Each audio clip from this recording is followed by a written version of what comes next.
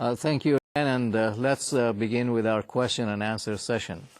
We have the first caller from the Tianjin Institute of Foreign Economic Relations and Trade, TIFERT, in Tianjin, China. Welcome. The question is, I find Metcalfe's law, which asserts that the usefulness of a network equals the square of the number of its users, a great justification for organizations investing in the training and certification of their distance activity and networking professionals. Can you elaborate on that? Yes. In fact, the ITC and its certification entity, San Diego Global Knowledge University, are the pioneers in this arena, having trained and certified internationally thousands of coordinators, instructors, and consultants of distance activity and network collaboration. I invite you all to visit www.sdgku.com to learn more about the competencies-based online curriculum, which is available in both English and Spanish. For every dollar invested in developing these global skills, the organization stands to benefit exponentially. Value chains and other types of productive human networks will increasingly rely on the effectiveness of their certified coordinators at all levels, who will make appropriate use of the large myriad of technologies now available for interactive distance communications, including Skype and others. Great, thank you. We have a second caller from Tecnologico de Estudios Superiores de Chalco in Estado de Mexico, Mexico. The question is, how can a small or a medium-sized organization determine the minimum level of increased productivity and value it needs to effectively compete globally? I would recommend that the organization first invest in training and certifying at least its key decision makers in distance activity and human networking competencies so that it is able to connect with the global leaders of its industry or market niche it wants to pursue, and then to do benchmarking to learn the strengths and possible weaknesses of these leaders.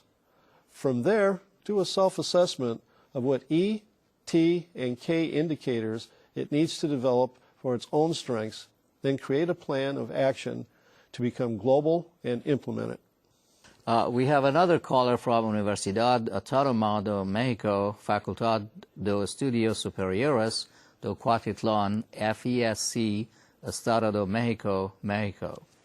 The question is, there are many well-publicized definitions and quantitative measures of competitiveness and rankings of national economies used by international agencies such as the World Bank or by independent groups such as the World Economic Forum.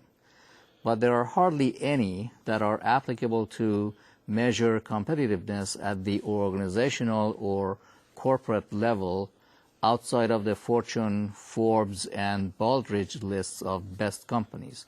Why is this? The only realistic approach to assess competitiveness at the organizational level is the use of a systems framework that is flexible and adaptive given the intense dynamics of our globalized environment. One cannot just create a single list of indicators applicable to all organizations. That is why I recommend using the ETK model, which can be the basis for an organizational synchronization program that measures such competitiveness in any context as a function of the alignment or lack of between its internal and external strategies, tactics, and actions. This OS methodology has been presented in other ITC programs.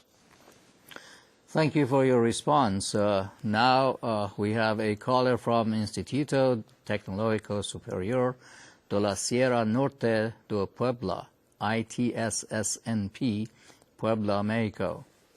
The question is, the realities of information overload produced by the modern electronic mass media and the Internet are an increasing challenge for all of us. Your reference to the estimate that in the last 30 years more information has been produced than in the previous 5,000 years is impressive. Are there rules or strategies of how we can evolve from irrelevant information to relevant information and then to productive knowledge in our business or educational endeavors?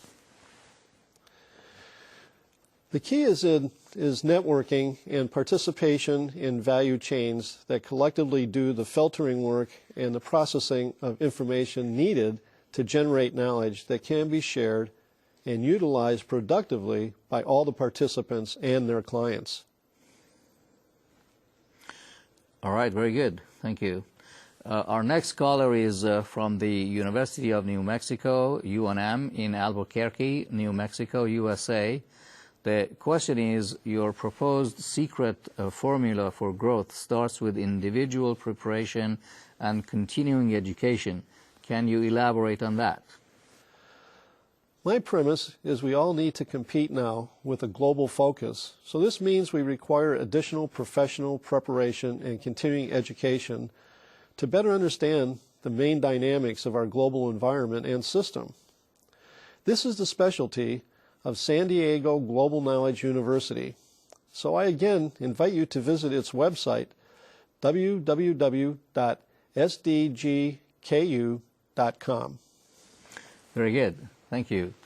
Our next caller is from Tecnologico de Estudios Superiores de Cuautitlán Izcalli, TESCI, Estado de Mexico, Mexico.